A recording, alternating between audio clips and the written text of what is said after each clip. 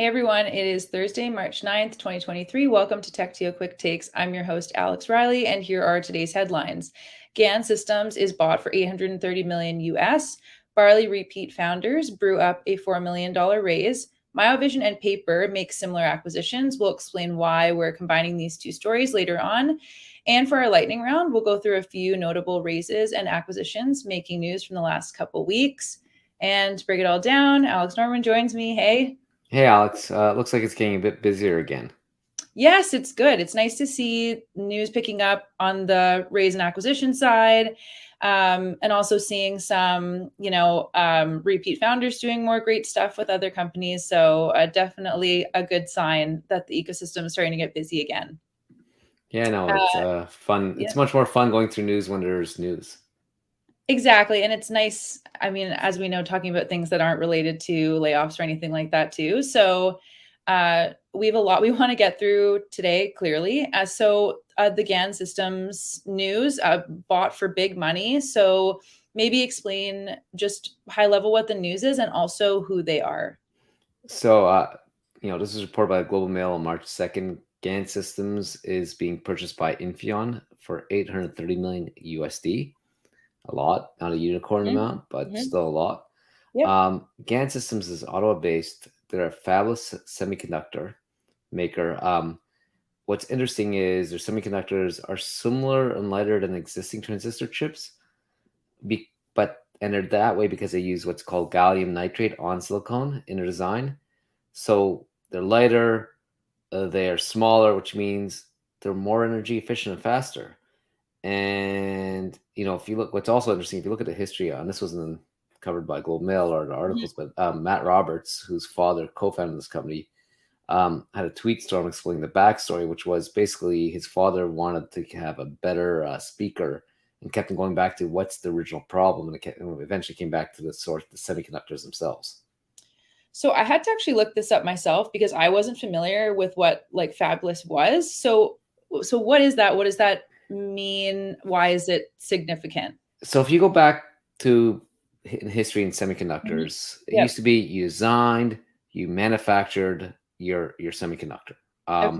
Yep. And there was like even some founders that said, "Hey, real men make their chips." But what changed over the last 30 years is basically instead of being vertically integrated, companies like Taiwan Semiconductor said, "Hey, you know what? We can be your outsourced solution. So we'll build best in class manufacturing. You just design it, and then we'll work with you to make your chips." So basically, GaN Systems came up with the design, and they outsourced the manufacturing of the chips. So that's what the fabless means. Okay. I think the other thing to note here is because the way these chips are designed, I said they're more energy efficient and faster. So they're actually climate friendly because they use less energy, they produce less CO2. And, so when that means you use less energy and you make less CO2, you either get used by, products that need more power like EVs, or your ways to make stuff, cheaper to run because if it's less energy, you need less fans. So like, you see smart speakers and street lighting using it.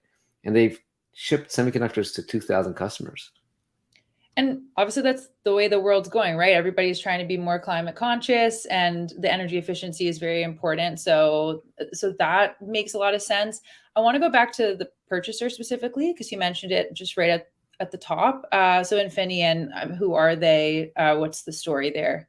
So I'll give you the Wikipedia definition of who Infineon Sure. is. It's Yeah, sure. makes life easier. Yep. So Infineon Technologies is a German semiconductor manufacturer founded in 1999 when the semiconductor operations of the former parent company Siemens AG were spun off. So basically, they're old school semiconductor manufacturer spun off from a parent company in Germany.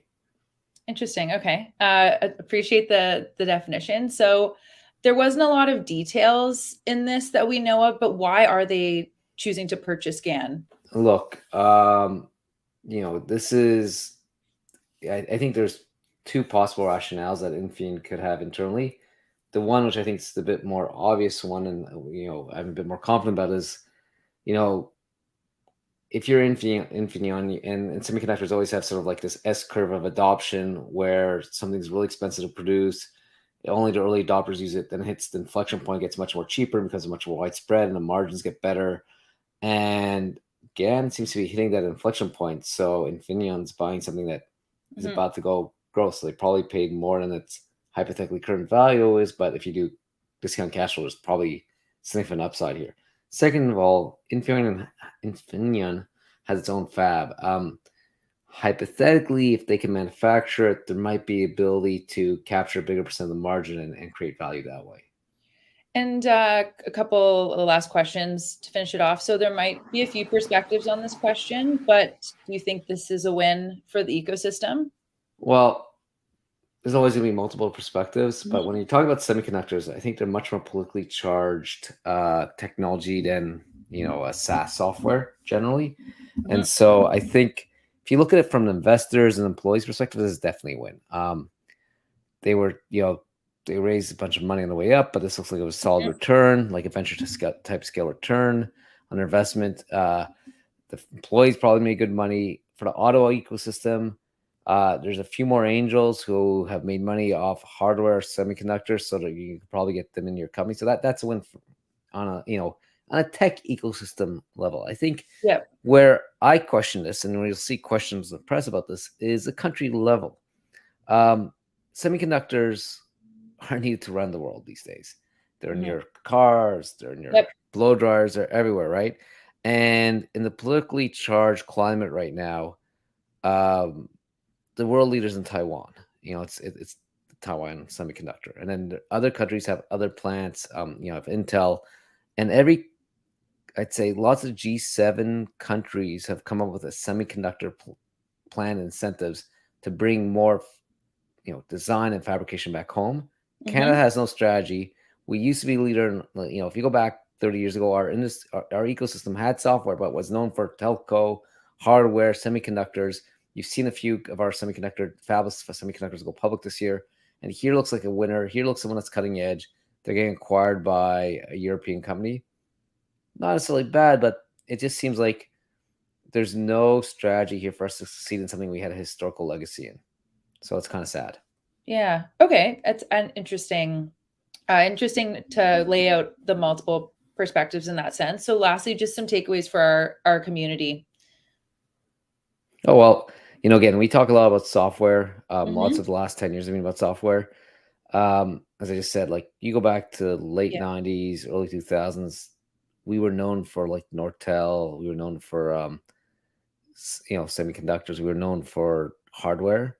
Mhm. Um, so there's still, if that's what you're passionate about, there's still a lot of talent that's seen scale. There's a lot of angels. You should go do it. I think hardware is hard, but it works. Um, the other thing is here is I just said, hey, we need a strategic rationale for semiconductors. Well, I don't think we and that's because I think it comes to more of a security threat. Meanwhile, what we on the flip side is I don't think we need necessarily incentives to produce climate companies. Like we probably need a climate strategy, but like where we have is lots of like right now, but like let's go finance a bunch of climate tech companies. Let's get government grants for that to make sure the returns are there. Well, Yep. the market's going there. People want climate stuff. So the best companies are going to be doing stuff. And usually most companies are more productive. So unless it's something that's an exhaust from it that's negative, I think there's enough incentives in the market to get climate friendly companies. And those are the ones that are going to succeed anyway. So it's almost like instead of having a climate strategy, we have climate incentives. I think Mhm. it should be the exact opposite. Yeah, as you said, they're being disproportionately more rewarded. So, Yeah. okay, good takeaways, I think, for our community. Just to quickly move into the next headline. So, Barley repeat founders grew up 4 million US. So, before we get into more of just like the repeat founder storyline, just what's the news, and also like who is Barley? What do they do? So Barley launched in 2021, announced they have raised 4 million USD to date, with Golden Ventures leading both rounds and Union Capital participating in both rounds. Mhm. What they're doing is they help small and medium-sized companies determine how to compensate employees by bringing more structure and technology to the process. There's a lot more details, but that's at a high level what they do. Right. And so just other notable thing I just mentioned. So it's two repeat founders. So who are they? What were the companies that they founded before, and why is it notable? So first of all, it's normal because it's repeat founder. So Mhm. first one in Toronto is Jafar from Lupio. Lupio is one of those big successes. Everyone wanted to get into it. Jafar founded a company, so that made it hot right away. Then he partnered with a friend of his, Billy Mingai, who had previously co-founded Real House, which is a direct-to-consumer film distribution platform that I believe had an exit. So um, so you got two co-founders. Mhm. What was more interesting is, look, the company was founded in 2021 in the middle of a hot market where everyone was announcing rounds to recruit employees. Yep. These experienced founders basically didn't make much noise. They went there, they did a private beta, they got some design customers. So these are customers that would provide lots of feedback. They tested a bunch of hypotheses and are now coming sort of out of, I wouldn't say stealth, but they're now going making a bit more noise now that they have a product and customers they believe work. So you said it was, at a time when it was really hot, but I guess what makes this market today appealing? Well, I don't know about you, but every employer I've ever talked to spends time on figuring out salary compensation, probably figures out what's equitable. Um, you know, Doing the it's so comparisons, yep. yeah, so Mhm. like, Yep. unless you're a team of one, you have to figure Mhm. this out. So Yep. hypothetically, this is every employer out there. The market's huge. There's also a bit of, I'd say, tailwinds right now. Regulatory change, like there's more transparency coming to some states, explaining, hey, what's the, like, if you're posting a job, what does it pay? So you have to be more structured before you even put a job out there. Mhm. And that means there's probably going to be some disruption and changes. So you got this huge market, and there's some several high profile companies that have raised a ton of money, like Pave, I think, has raised $100 million. You've got lots of legacy incumbent companies that are serving small niche markets, but Mhm. the biggest competitor to Barley is spreadsheets. So you got to hear that a market that basically every employer needs, a product every employer needs to use, and you're really competing against um, inertia. So when VC looks at this and goes, okay, the question is not what are the other big companies doing in the space, but can Barley find a unique customer profile, a unique distribution model where it makes the go to market affordable and they can capture a big chunk of the market. Right. And so lastly, you said it's not uncommon, obviously, to have repeat founders co-found another company or team up like that. So obviously, that's not so much of a, you need to be that in order to be successful. So what are high level, just your other takeaways for our community around this news? Look, so there's a bunch, founders and Mhm. market. If you're not a repeat founder, I can't. There's no takeaway for you here. If Right. you're a repeat founder, that's valuable. What's interesting about this market. Um, Lots of people look at a market, see it's huge, and get worried that there's a startup that seems to be taking it.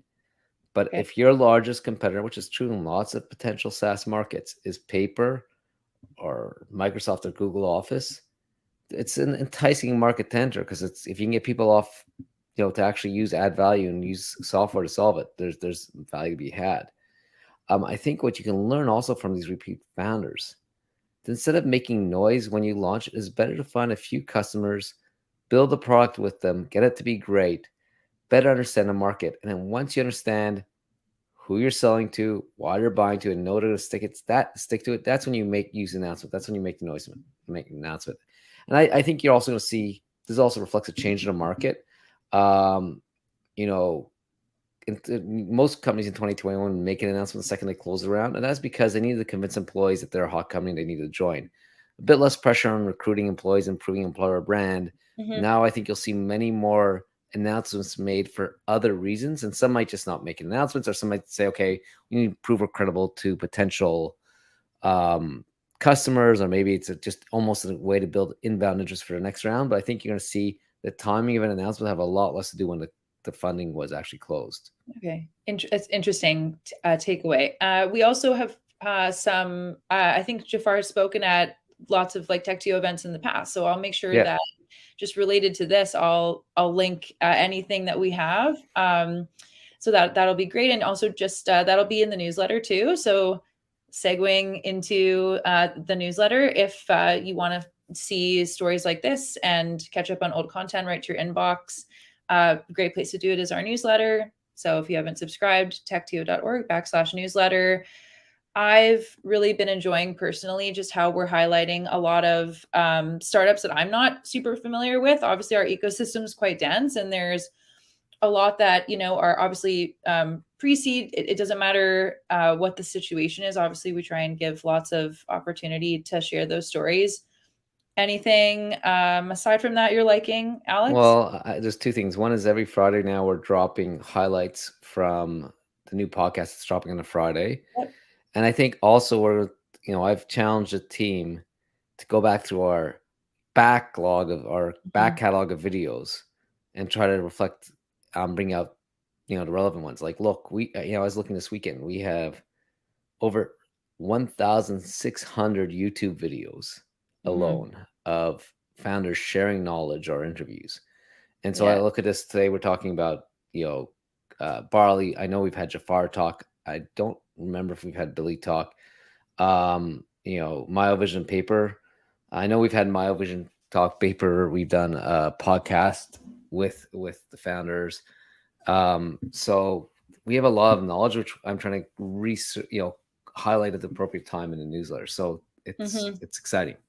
It's definitely our strategy is we want to find the best way to repurpose this because it is still insanely relevant to today, whether it was, however many years ago they spoke. So it's a good point and it's a challenge, but I think we'll figure out a way to best present it to our audience and make sure it's just relevant to what is going on. So you mentioned Myovision and Paper. That's going to be the next headline that I want to get into. So we're combining these two stories and I'm going to have you explain kind of why you're doing that. So just what's the news overall there and why are we choosing to, I guess, combine and talk about both of them at the same time? Okay. So I think you had two announcements which are very similar. So Waterloo-based Myovision acquired Winnipeg's Microtraffic.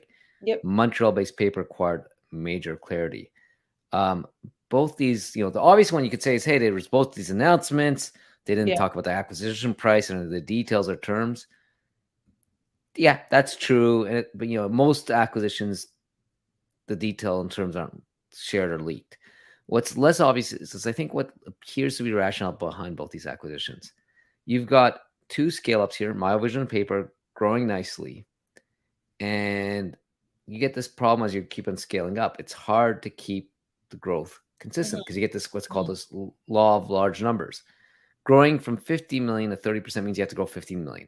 If you're at 100 million revenue to grow at 30%, you have to grow 30 million. If you're at $1 billion, you have to go 300 million. It gets harder and harder to do. So there's basically two ways to do it. You can either extend your product line and figure ways to monetize your current customers better, or you can get new customers. And in this case, I think both these acquisitions are driven by a desire to sell more products to your current customer base. And I want to just double click more specifically on each one. So maybe like current vision, roadmap, how this is going to look. So why don't you start with Myovision first, and then we'll feed into Paper after that. Okay. So, and again, always a caveat. This is outside in. We don't have any inside. We haven't done interview to founders. So look, if you look at Myovision's, their vision is to reduce road congestion.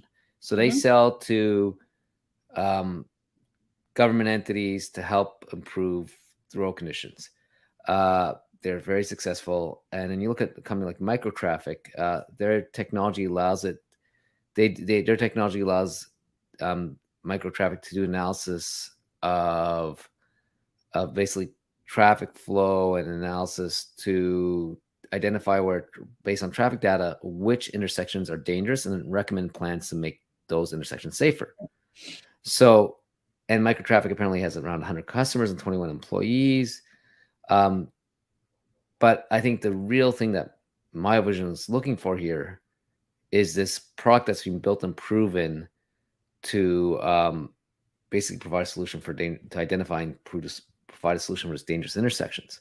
So, you can imagine this acquisition gets complete, they have another product, and what Myovision does is either adds it to the product suite, gives them a reason to increase the price, or helps them convert a few customers that are on the edge saying, hey, we've now had this thing you've said you want. And there's a lot of press out there about how lots of different jurisdictions have increased their budget to make their roads safer. I think in states, I think there's an $800 million budget Yeah. from the federal government.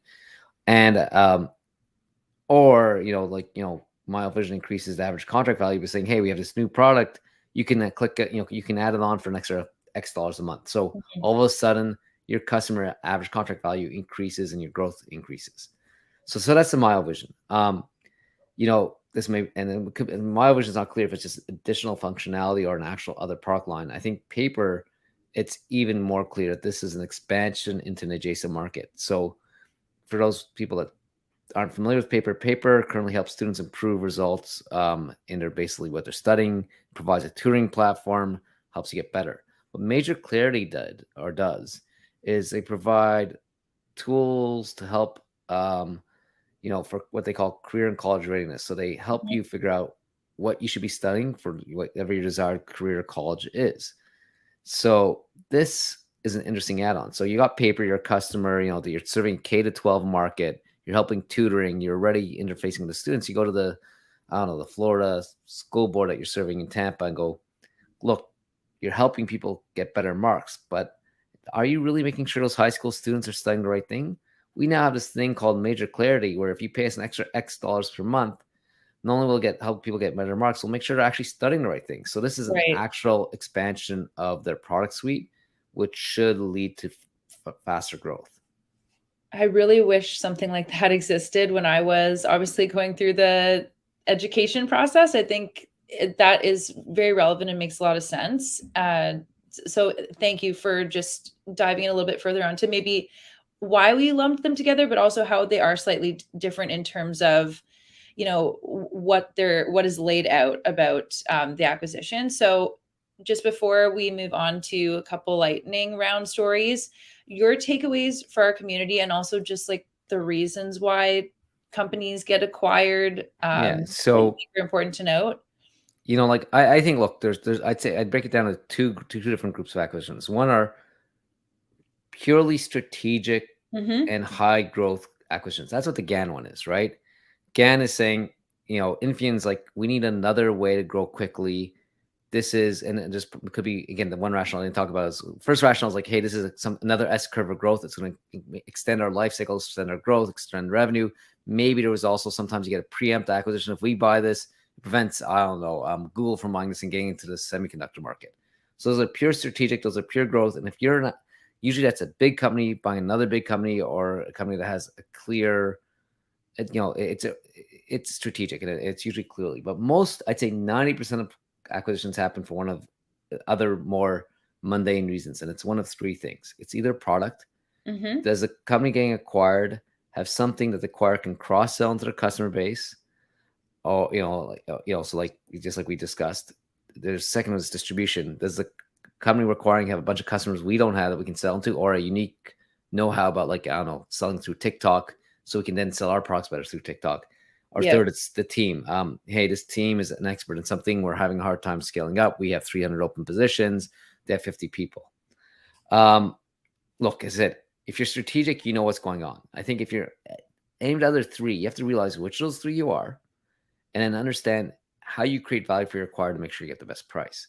What's interesting in the current market, unless you're a bunch of AI engineers, it's probably not team.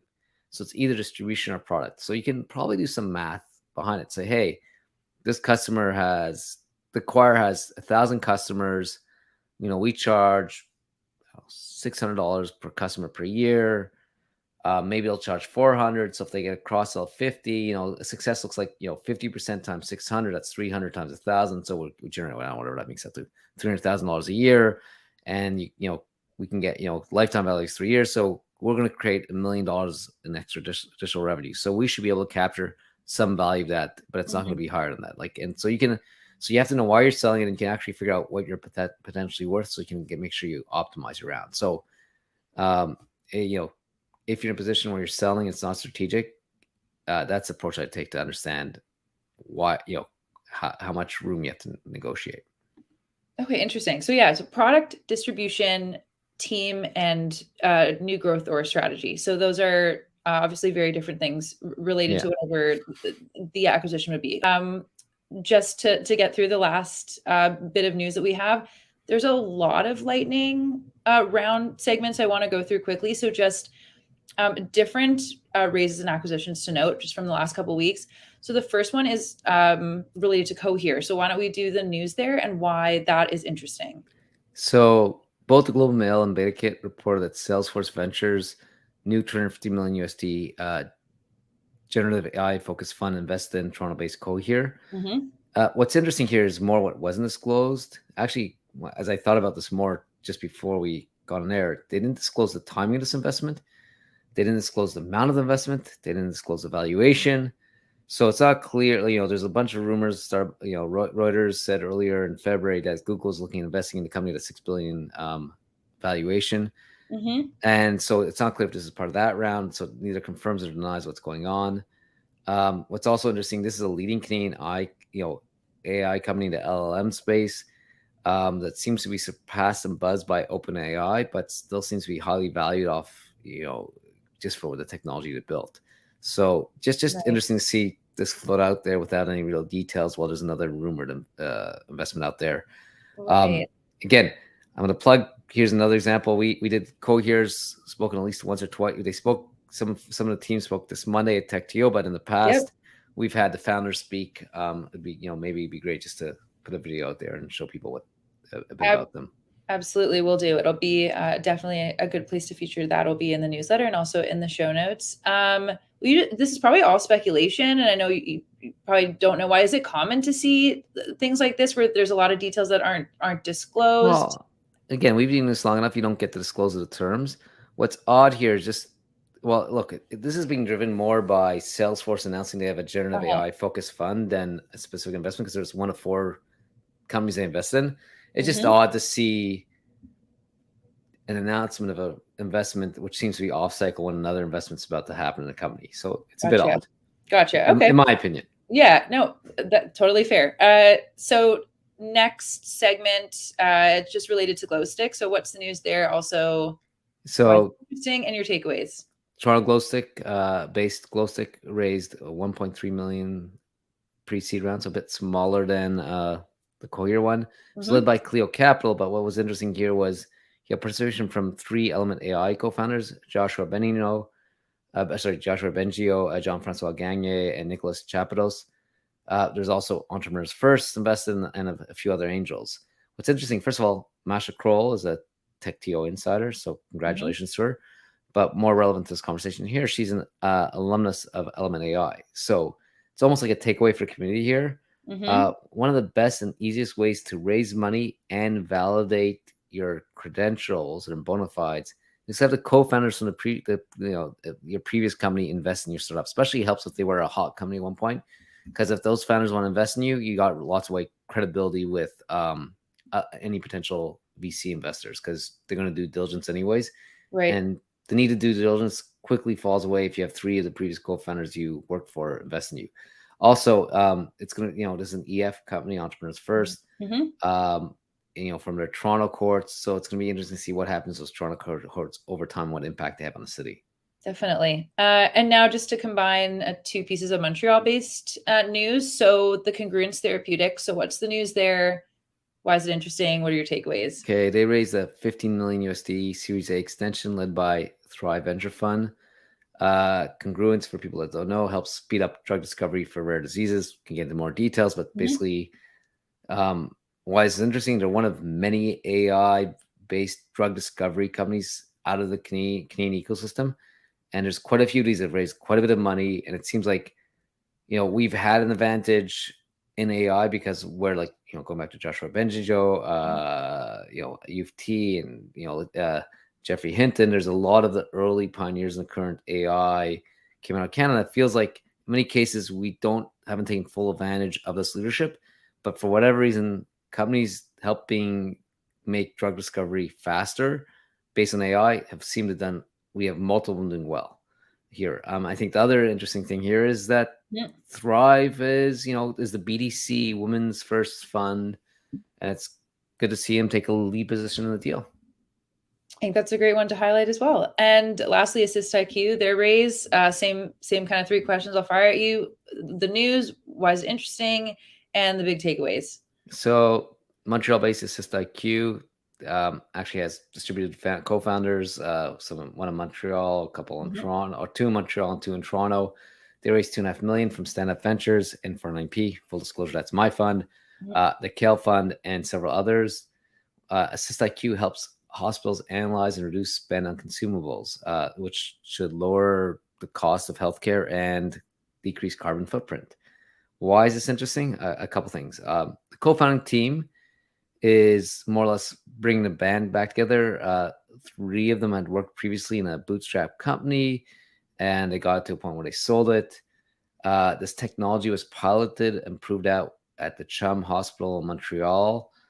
And we're seeing more and more adoption of tech by the healthcare system. So what are the takeaways here? It's like there's quite a few industries that have a reputation of being difficult to sell into and have made them historically hard to raise money for. So healthcare systems, education systems. But I think the long-term legacy of COVID is going to be those industries sort of got slammed, and we got over our regulatory inertia of changing them. So now you got the health systems and education systems actually adopting technology much quicker. So I think there's a lot more opportunity here than there was 5-6 years ago.